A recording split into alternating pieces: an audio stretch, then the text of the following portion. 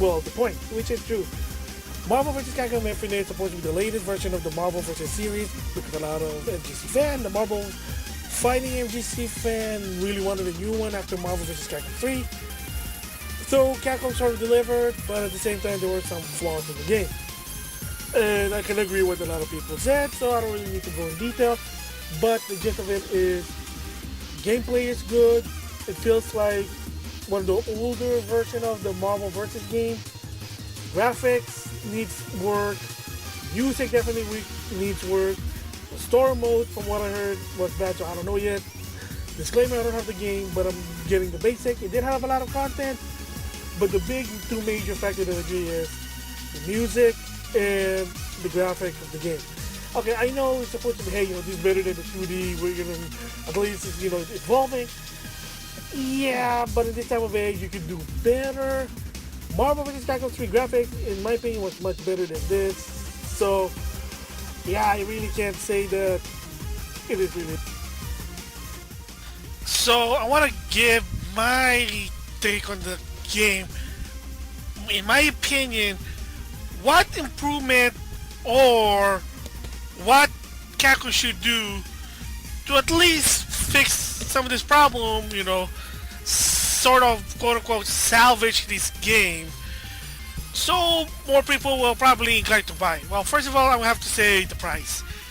$60 for this game. Unfortunately, like I said, the music's not good, the graphic really needs work, the gameplay is good there, and content, yeah, I mean, you got something for the casual, you got something for the competitors, the online people.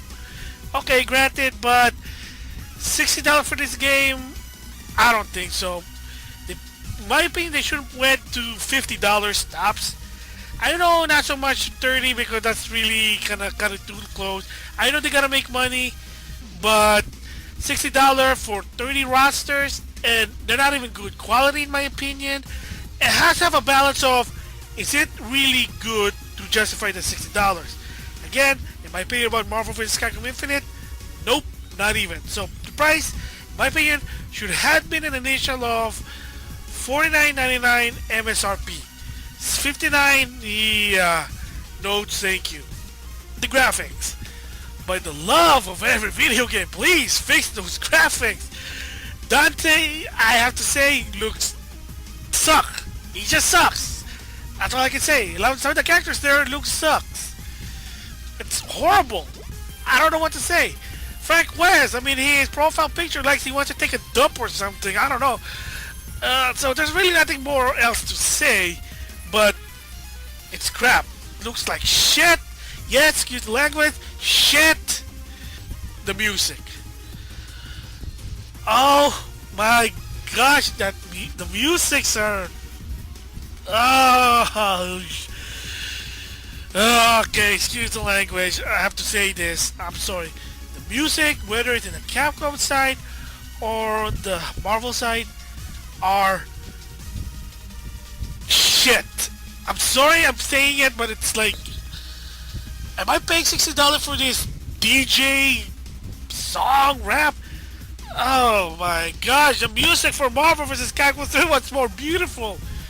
And the stupid ass part, and a lot of people, some people were, I have to agree with some of the people. Why in goodness would you change the music for the Marvel side? Most of the music there for the old character sounds like something, again, from the Marvel Cinematic Universe. It's crap! They're all crap.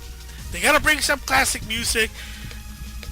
That's all I'm gonna say. Maybe even from other games. Maybe from Darkstalkers 3 for Jedi. Maybe Street Fighter 2. Maybe even Marvel vs. Capcom from the arcade store mode, which I heard. Excuse me. It basically, yeah, that's what the story mode from what I heard. So I don't know. Capcom, Marvel vs. Capcom Infinite needs work. So what do I think about the game? Okay, so as a lot of people did say, and yes, I'm gonna go more in depth than what the story demo did, because now I had more time, had a practice mode, I did trials, I did arcade mode. I haven't tried the story mode yet, but I have heard the story was, well, let's just say it's your usual Capcom anime story. So what I mean by that is, if you ever watched Street Fighter 2, I think in 1996, the animated movie, maybe the American version, maybe the Japanese sub, I have the DVD also. The Street Fighter 2, the one that you get to see Chun-Li's boobies, yes. It has that same feeling with this one, from what I heard. Mediocre at best. It's like your usual anime type movie story, let's just say that.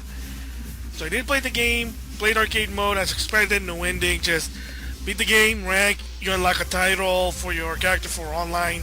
The gameplay, like they said, it is good, so I have to agree, it is good, but to compare it to Marvel vs. Capcom 3 or Ultimate Marvel vs. Capcom 3, I'd rather have the architect gameplay of Marvel vs. Capcom 3 rather than Infinite, believe it or not. I like the idea of 3 attack button and 1 special button, and the tag button for your first player, partner 1 and partner 2.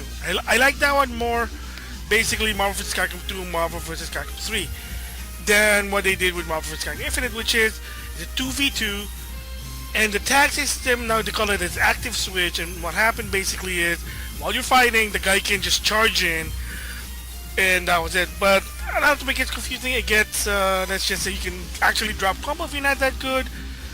Timing wise, how to do it. Yeah, because I really prefer the one when they jump in, like they do like a kick attack in. I like that one, but I don't know, they change a lot of this thing. So again, it's not that bad. The idea of 4 buttons, they wanted to be simple, but I think I prefer the 3 attack button and a special button. I mean, kind of like Tatsunoko versus Capcom. I prefer that style versus Marvel vs. Capcom Infinite. I'm not saying it's bad, but it just it was way too simple, even in my opinion. Couldn't really get back it for the time being, but like I said, as of right now, I'm into Dragon Fighters. I'm having fun more with that one than Marvel vs. Capcom Infinite. So I have to give it, as of right now, a 5 out of 10, because the gameplay is good, like a lot of people said. Not best, because I'd rather play the one in Marvel vs. Capcom 3. Graphics is something from Marvel Champions, Fighters of Champion, whatever that mobile game. The graphics, story, from what I heard, they said it was mediocre, but if I do watch it, it's probably like I'm probably gonna waste my time. Nothing personal. The presentation and the UI, they're not really that dynamic, or it's just like you're putting some sort of flash graphics in the game, which is weird. And the worst part here is, well, the music, yeah, that's bad. The music is really bad, even for both sides. Like, it had a feel of the Marvel Cinematic Universe. Don't get me wrong, they're not that bad, but putting it in a video game, it's a different story. It's utterly crap. I'm sorry to say. I kind of make a rant about it. So yeah, now hearing it some more, I'm like, okay, this is not gonna work. And then the worst part here, and everybody knows, is the roster. Not having at least, and that's a key word, at least the X-Men in the Marvel vs. game. It's like saying you don't have Optimus Prime in Transformer. You don't have Duke or Cobra Commander in G.I. Joe. Not having the Ninja Turtles in the TMNT. No Mario in Super Mario Brothers, and you got the idea what I'm trying to say. Graphic was bad, music was bad, sound effects maybe. The rosters is poor, really poor without the NA X-Men. The only thing that's probably a saving grace is the gameplay, the architect. But if you compare it to Marvel vs. Capcom 3, you rather want to play Marvel vs. Capcom 3. There. The game as of right now, it sucks. Marvel vs. Capcom Infinite, while watching on Evo and what I think about it, yeah, 5 out of 10. I'm sorry. My impression, I'd rather play Dragon Fighters. So with that, thanks for listening.